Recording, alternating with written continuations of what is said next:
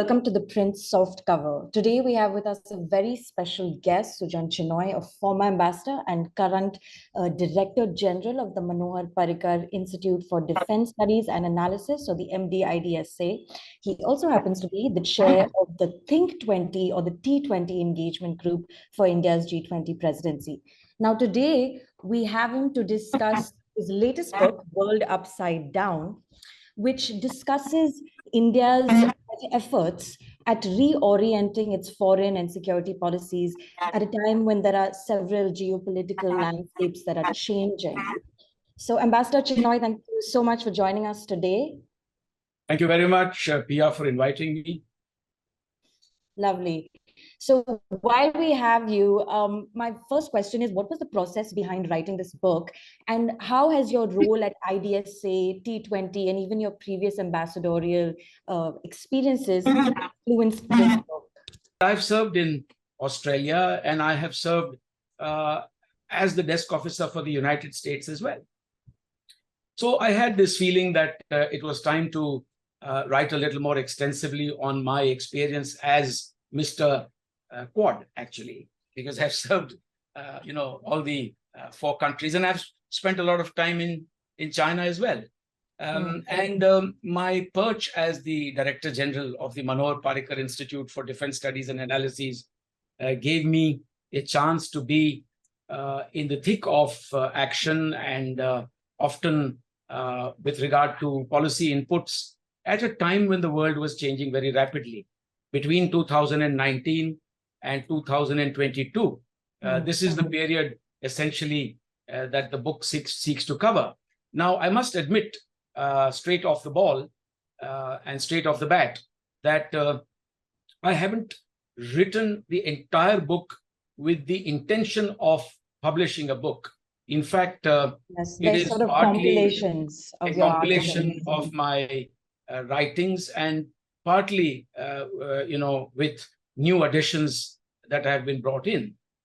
So since I had this bird's eye view of a crucial period with the world in flux, I thought I should put it together in the form of a narrative. And so that is how the book came about. By the way, I must also tell you that and this is part of the brag book, when you turn the book around and see the cover design, that acknowledgement says very clearly it's been designed by me. And normally it would be the publisher. Right. So I must say that I designed this myself, and I'm mighty pleased with the result. So are we. Yeah. Gorgeous. If I may add a word or two, why did I call it World Upside Down? Yes, why? Yeah, it may sound a little flippant or frivolous, but the fact is that it is a changed world.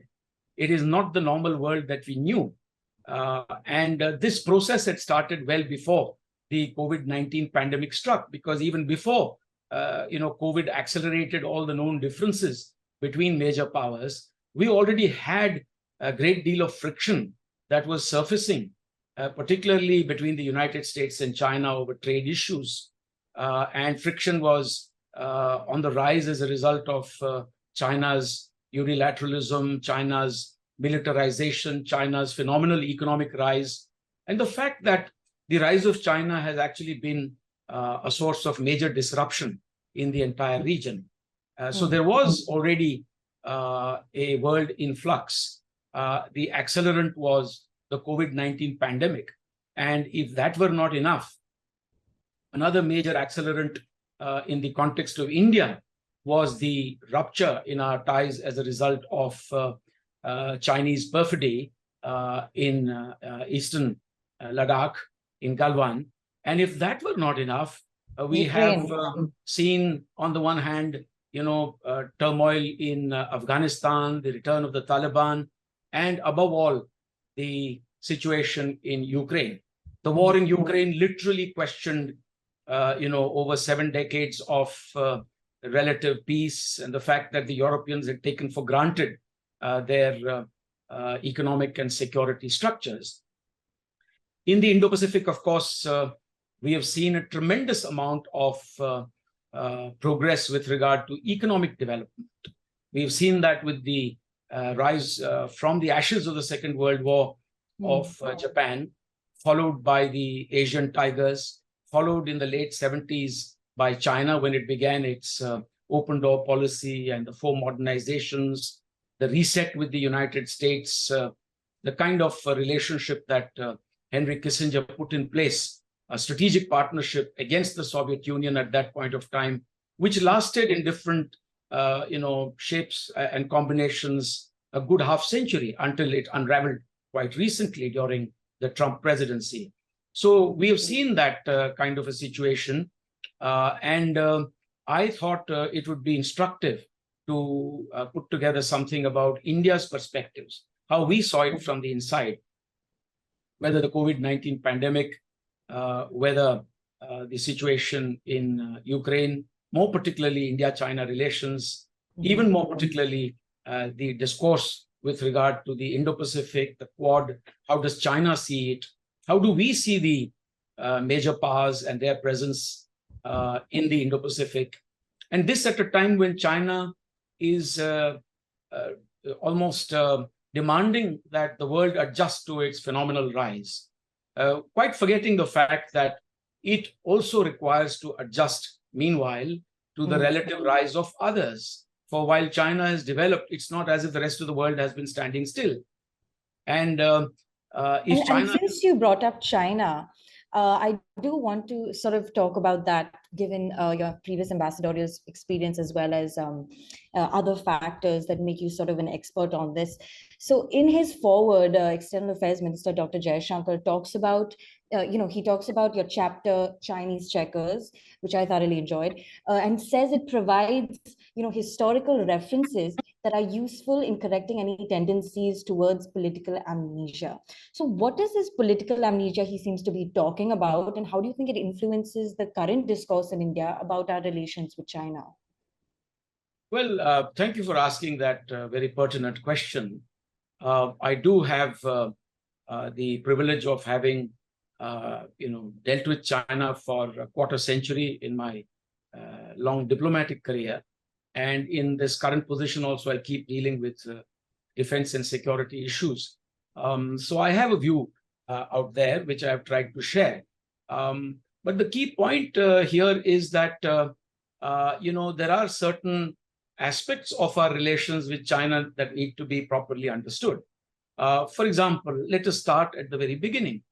There are many points of inflection that we can take to understand our relations with China. But if we simply take the starting point as the, independence of India in 1947 and the formation of the People's Republic of China in 1949, the hard fact is that overnight, our frontiers had become boundaries. As two nations sought to, identify and define their nationhood, it is natural that this cannot be done without clear-cut boundary lines. And these boundary lines existed in part, but not throughout.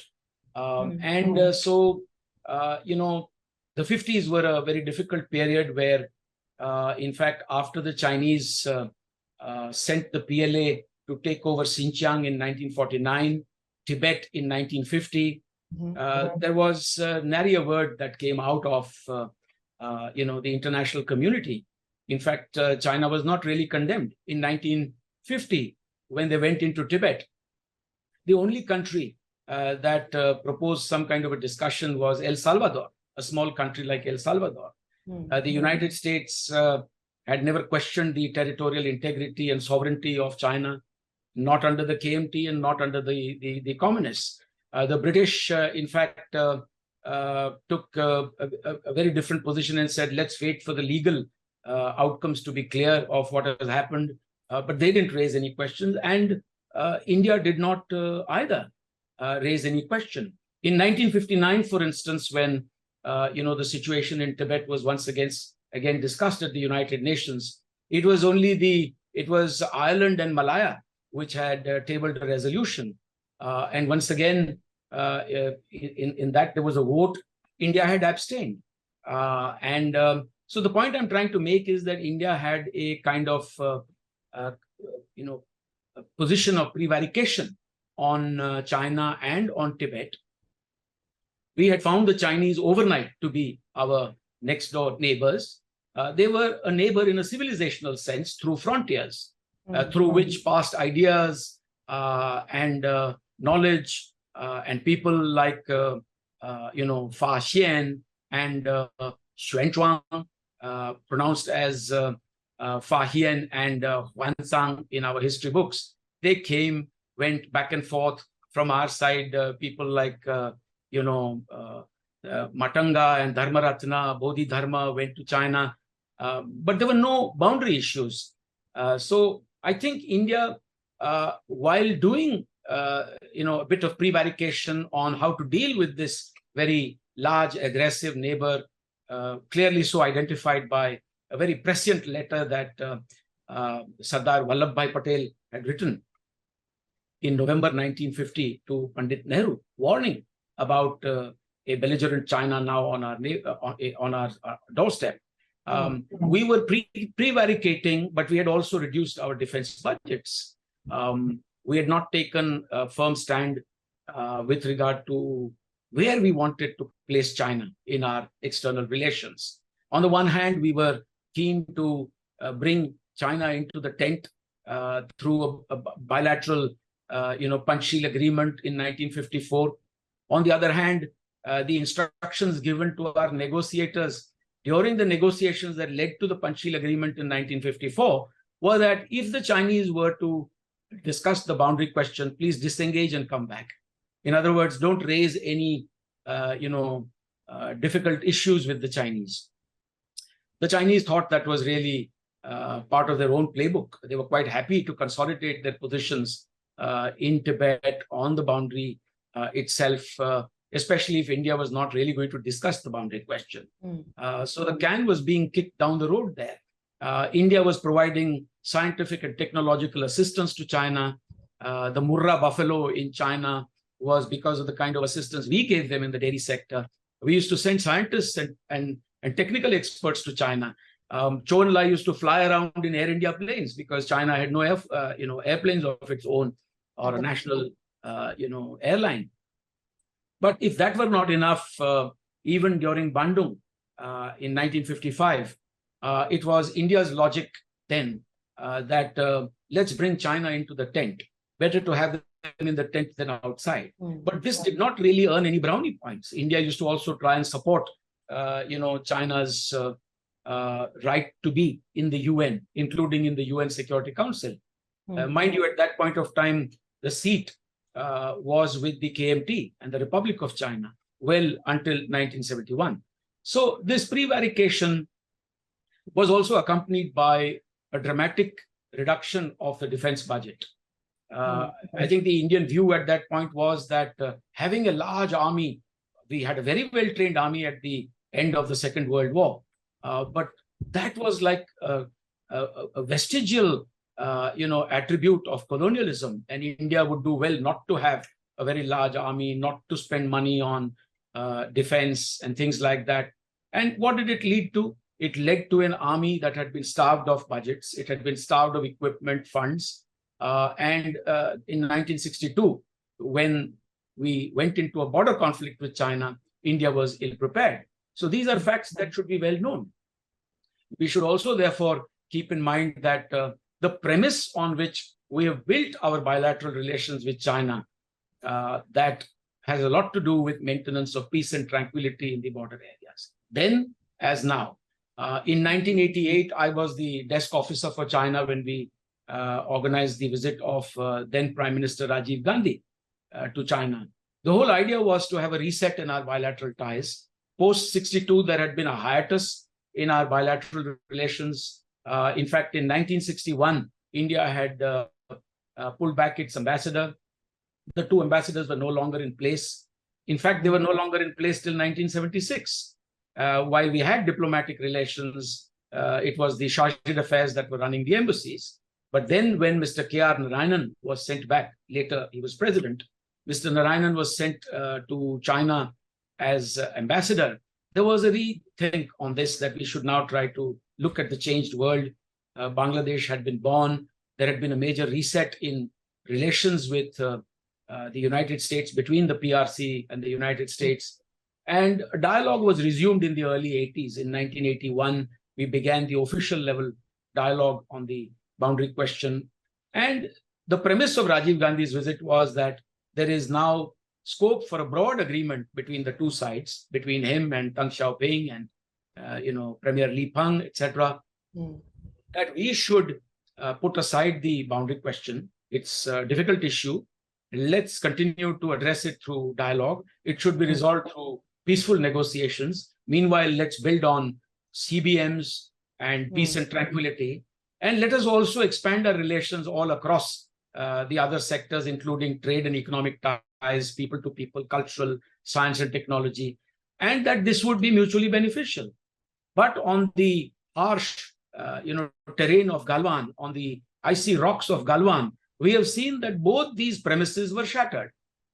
Firstly, peace and tranquility was shattered because China unilaterally, sort of disregarded the protocols and agreements in place. And secondly, if trade and economic ties were supposed to be mutually beneficial, we have ended up countenancing the fact that of our bilateral trade of $135 billion, China has a favorable balance of trade of $117 billion, and trade is still increasing.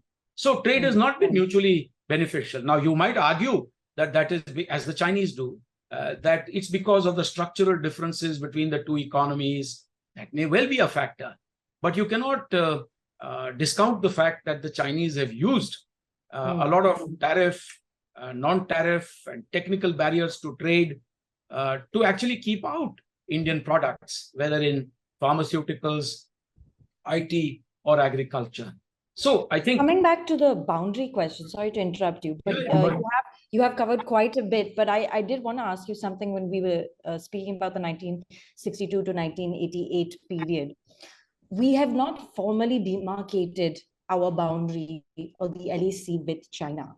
You talk about that a little bit. You talk about the need for joint demarcation. Some would say this is a pipe dream at this point. How would you respond to that? look, the India-China boundary was demarcated only in one place. That is to say, in modern times, contemporary history, so to speak. And that was, for instance, the Sikkim sector in 1890 as a result of the Sino-British Convention with regard to the Sikkim sector. There in the 1890s, there were border pillars that were put in place, etc. And that was a different context. The whole purpose there was to ensure that warlike Tibetans did not mount attacks on Sikkim. And the British created the fig leaf of Chinese say in the matter, when actually on the ground, China had very little say in Tibet. But they created this fig leaf in the hope that the Chinese would convince the Tibetans, A, not to attack Sikkim, B, also to open up to British requirements of trade, etc. Having said that this demarcation was physically available only in one small sector, the fact is that there were other sectors that had been kind of broadly agreed upon. The eastern sector, for instance, had the McMahon line that came out of the 13-14 Shimla agreement. And it was not something that was unreasonable because it was based on the internationally accepted principle of the watershed. And when we look at the Western sector, way back in the 17th century, we had the Treaty of Tinmosgang, for instance, between Ladakh and Tibet. So there were agreements in the past, but the Chinese position was that the India-China boundary has never really been discussed. It has never been jointly surveyed. There are no agreements, etc. Basically, that thrown open the entire question. Our point was that there are areas that need to be discussed, like the middle sector, for instance. The problem of Badahoti is not something that came up only in 1953, 1954. even as we were discussing the Panchsheel Agreement. It had actually been, a problem between the British Indian administration and the Raja out there north of Chamoli and the Tibetan side, even in the last decade of the 19th century and early opening decades of the 20th century. But in Badavati, we saw, for instance, a major dispute erupt with the unilateral entry of the Chinese around 1953-54. In the western sector, they built the highway G219 surreptitiously between 1953 and 1957. In the eastern sector, mercifully, Major Bob Khating, erstwhile of the Assam Rifles, had led a column very early on to the watershed, especially in Tawang, and had secured India's positions there. But coming back to the middle sector, let me say that, one interesting thing about the Panchsheel Agreement of 1954 were that 6 border passes were identified, beginning with Shipki, Spiti, Mana, Niti, Dharma, Kungri Bingri, etc. And these were supposed to be passes through which trade and pilgrimage would take place. These were passes where we had stationed our, checkposts, etc., for conducting this kind of exchange, and the Chinese had agreed to that. But of course, they came back later and said that these are not border passes. So such was the, kind of unilateral interpretation that the Chinese gave. So, the fact of the matter is that there is enough clarity with regard to the India-China boundary to enable the two sides to maintain peace and tranquility. Now, why have things come to such a pass? The fact of the matter is that there is something called the line of actual control that torments relations over and above the territorial dispute of China claiming the whole of Arunachal Pradesh and India claiming the whole of Aksai Chin being as well as the sort possession. of a military and a sort of infrastructural buildup on the Chinese side, which now we're sort of responding to, albeit little, late. But we do see that there is a lot of buildup on either side, which is adding to tensions. And what you're saying is there is precedent for two sides to come to a table and make agreements and sort of come to some common ground. That's what you're saying. Yes, can I just elaborate on that point that you just raised? What is that common ground? You see, in 1993, we concluded an agreement which is commonly known as the Border Peace and Tranquility Agreement. And in 1996, we concluded another agreement which is commonly known as the CBM's agreement, Confidence Building Measures. Of course, there are, there is a slew of other agreements also. In 2005, we have the agreement on guiding principles and political parameters for resolution of the boundary question. There was a protocol alongside for implementing the CBMs. There has been agreement that we will not resort to force or the threat of use of force. There has been agreement in the past that we will not, tamper with settled populations on either side, etc. There is agreement through these numerous protocols that we should try and clarify and confirm the line of actual control without prejudice to either side's position on the larger boundary question. Now, have the Chinese been forthcoming with regard to this agreement on clarification and confirmation of the LAC? The answer is a flat no, except for the middle sector, where 22 years ago, we had a formal exchange of a large-scale map showing our side, perception, own perception of the LAC, and the Chinese showed their perception of the LAC, and we exchanged the map. There has been no other exchange with regard to either the disputed pockets in the eastern sector along the LAC or disputed pockets in the western sector in Ladakh along the line of actual control, which means places like Deepsang, or Demchok or Trig Heights. Unless the Chinese come forth with this kind of, honesty and sincerity for clarifying the LAC, how do we move forward?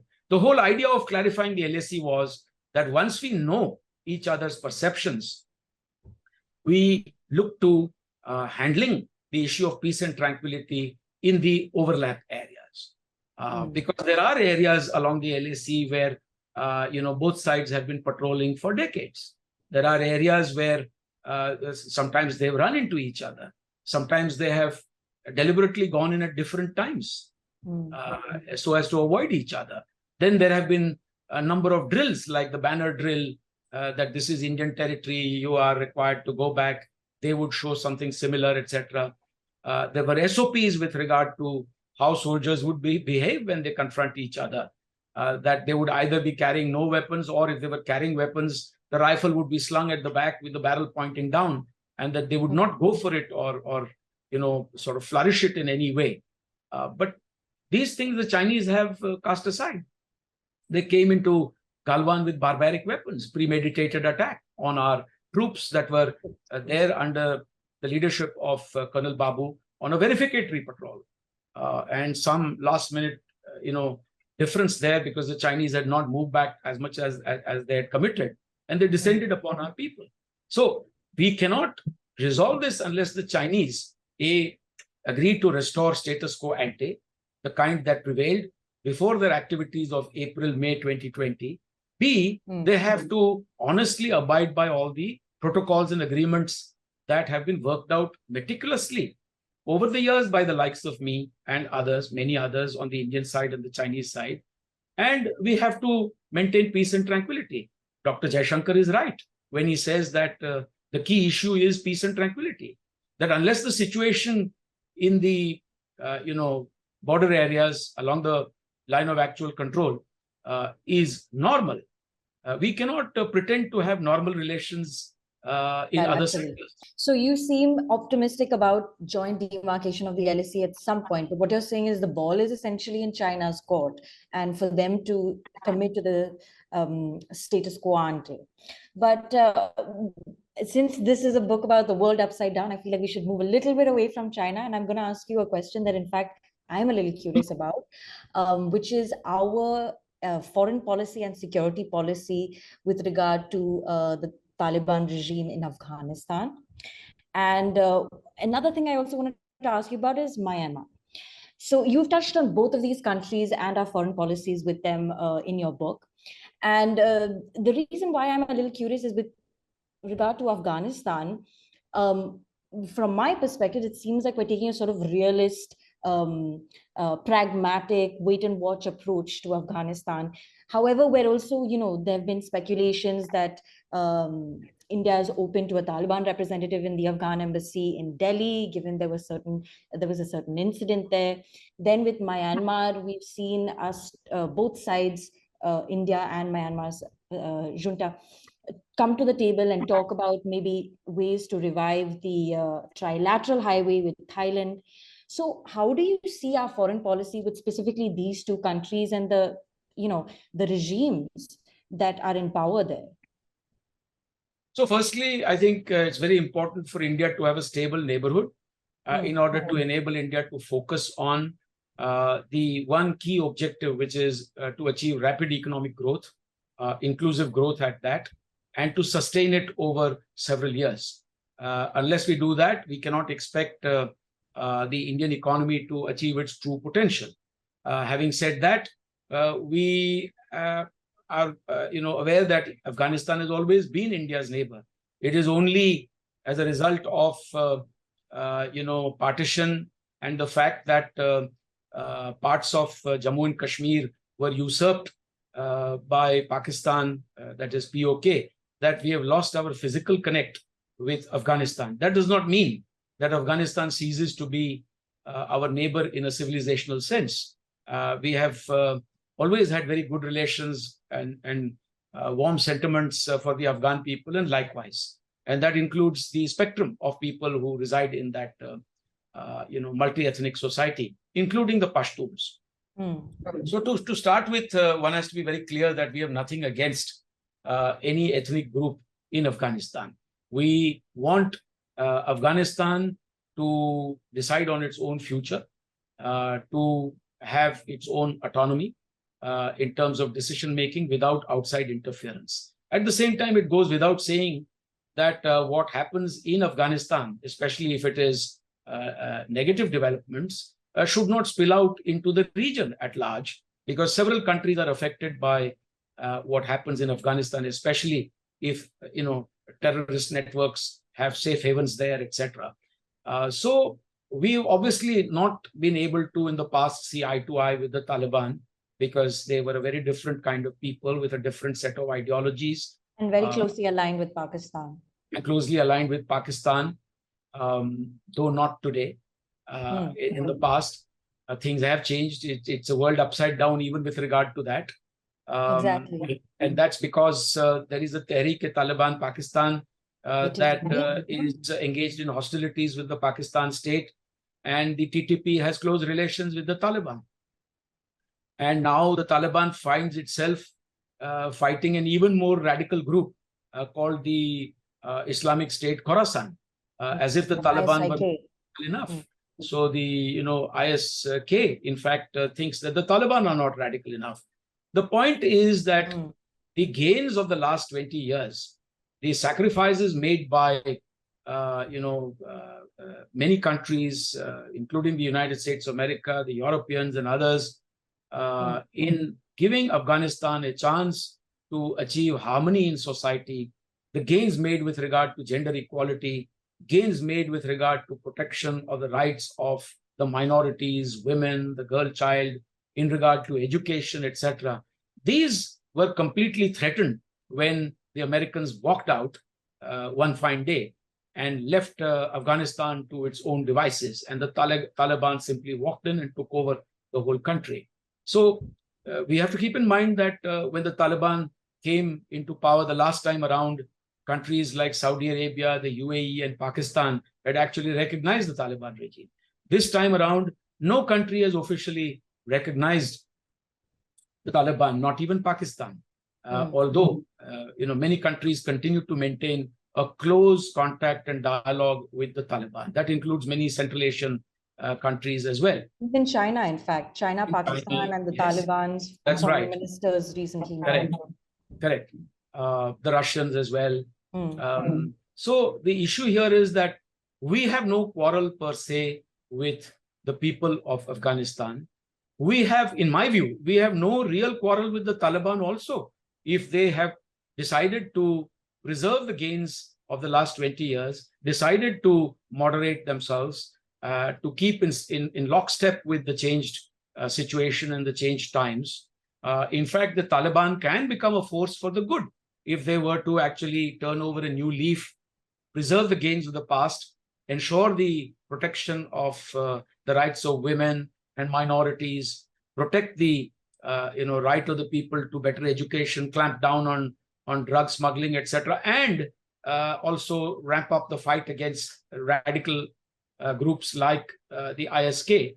The Taliban can actually become a force for the good, for the people of Afghanistan, provided they are convinced that this is the right step to take. So far, we haven't seen that this has happened. And so, since we don't have a physical connectivity with Afghanistan, we are forced to either deal with them, through air corridors or through the sea route through Chabahar.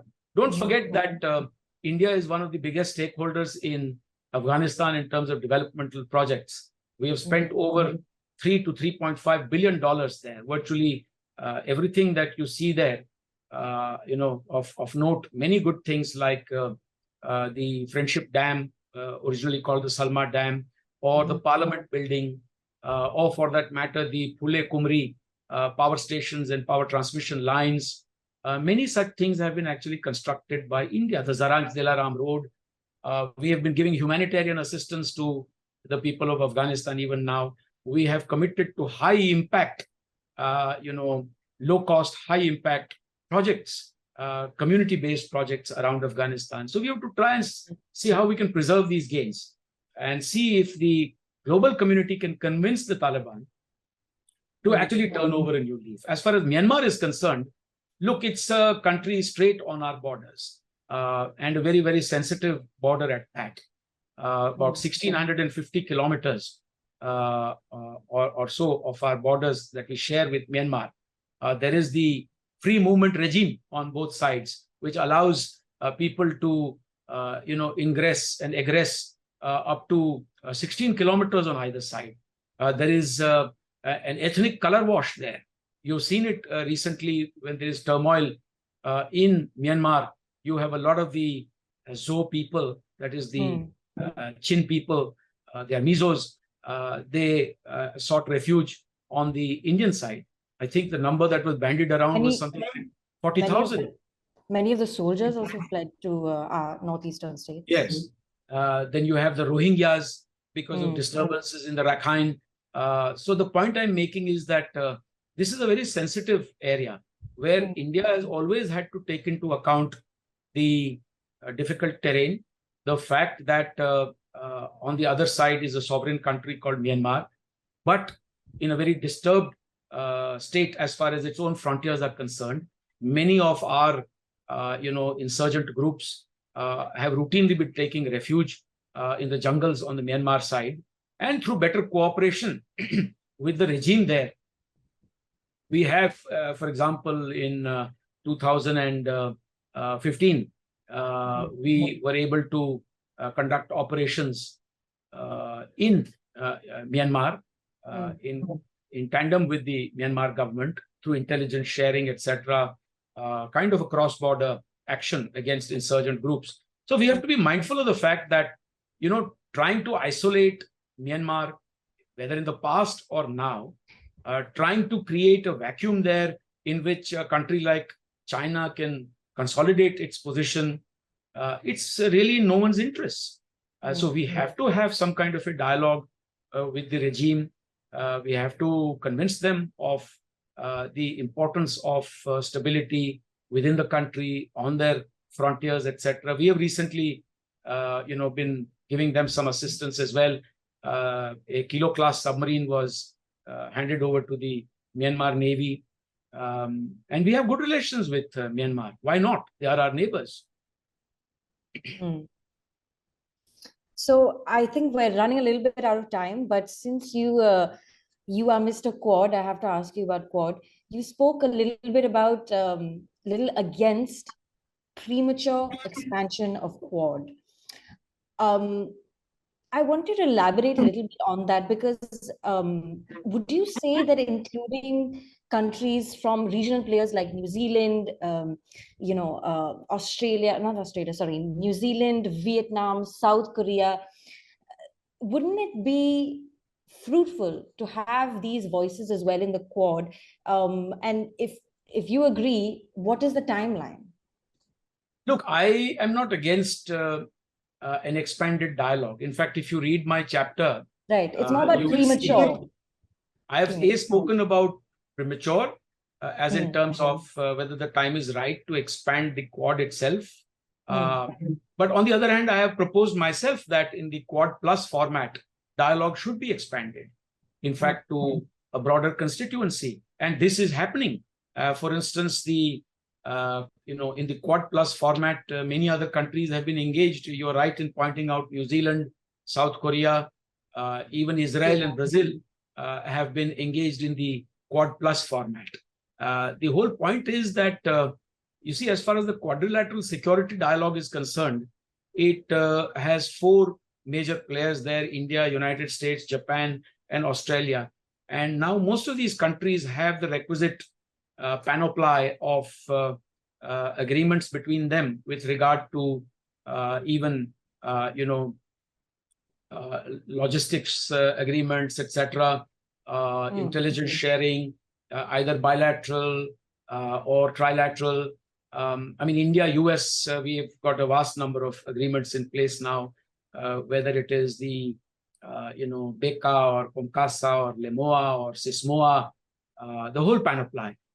We have cross-servicing agreements now with Australia and Japan. The two of them, Australia and Japan, have treaty alliance partnerships with the United States, and between them they have got cross-servicing and other agreements.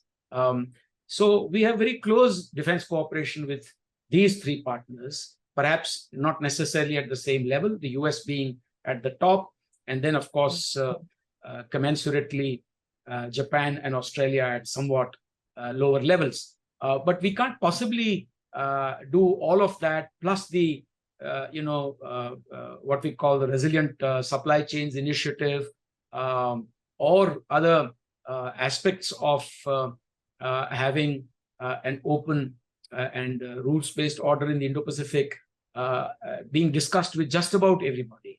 There are others who are slowly coming out of their, hesitant positions of the past, the hesitations of history. I would say New Zealand is also one of those that initially has hesitated.